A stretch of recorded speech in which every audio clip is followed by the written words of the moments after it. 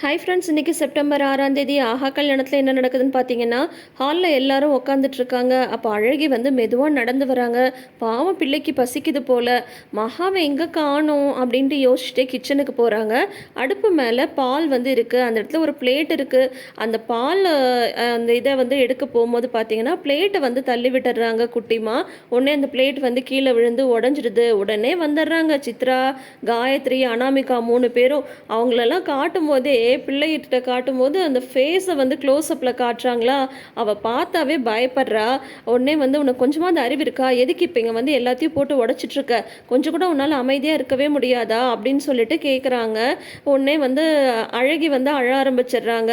அதுக்குள்ளார மகா வந்து வந்துடுறாங்க. அழகி வா வா இங்கே வா, என்ன பண்ணி வச்சிருக்க அப்படின்னு சொல்லிட்டு மகா வந்து அழகியை உள்ளே கூட்டிகிட்டு வந்துடுறாங்க.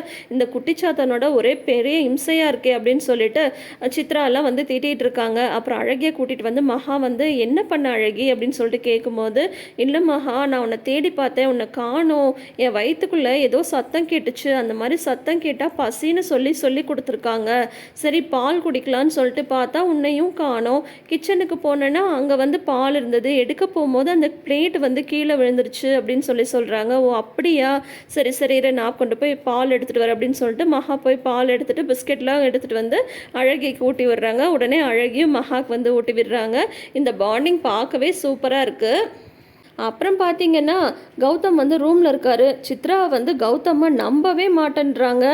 டேய் கௌதம், கொஞ்சம் நல்லா யோசிச்சு பாருடா, உன்னோட மொபைலெல்லாம் செக் பண்ணி பாருடா, பழைய கான்டாக்ட்ஸ்லலாம் இருக்கிற பொண்ணுங்களெல்லாம் யோசிச்சு பாருடா, எப்பயாவது நீ ஏதாவது தப்பு பண்ணியிருந்தா சொல்லுடா, நம்மளா சொல்லிட்டாவது பரவாயில்லடா, அவங்களா கண்டுபிடிச்சிட்டாங்கன்னு வையேன், அவ்வளோதான், நம்ம 2 பேரும் இந்த வீட்டை விட்டே துரத்திடுவாங்கடா, அந்த குழந்தைக்கும் உனக்கும் ஏதாவது சம்மந்தம் இருக்கா சொல்லுடா அப்படின்னு திரும்ப திரும்ப கேட்குறாங்க சித்ரா. ஏம்மா நீ எல்லாம் ஒரு அம்மாவாம்மா, நான் உங்ககிட்ட கெஞ்சி கேட்டுக்கிறேம்மா, இந்த விஷயத்தில் மட்டும் என்னை வந்து நீ கொஞ்சம் நம்புமா தயவு செஞ்சு. நான் வந்து பொண்ணுங்க விஷயத்தில் வீக்கு தான், இல்லைன்னு சொல்லலை, ஆனால் அந்த குழந்தைக்கும் எனக்கும் சம்மந்தமே இல்லைம்மா.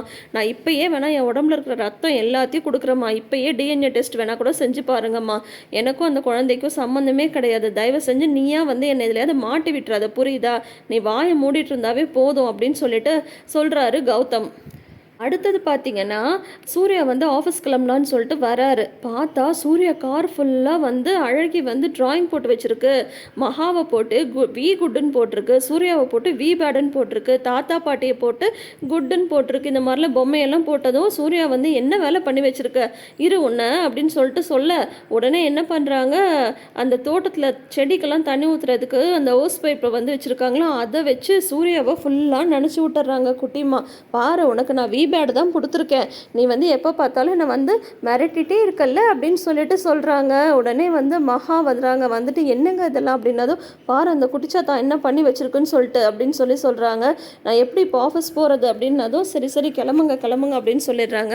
அழகி என்ன பண்ணி வச்சுருக்க, ஏன் இந்த மாதிரி சூர்யாவோட கார் ஃபுல்லாக ட்ராயிங் போட்டு வச்சுருக்க அப்படின்னதும், என் கூட விளையாட யாருமே இல்லை, எனக்கு வந்து போர் அடிச்சது, உன்னையும் தேடினேன் உன்னையும் காணோம், அப்படிங்கும் போது எனக்கு காலையில் வீட்டில் நிறைய வேலை இருக்கும் அழகி அப்படின்னு சொல்கிறாங்க.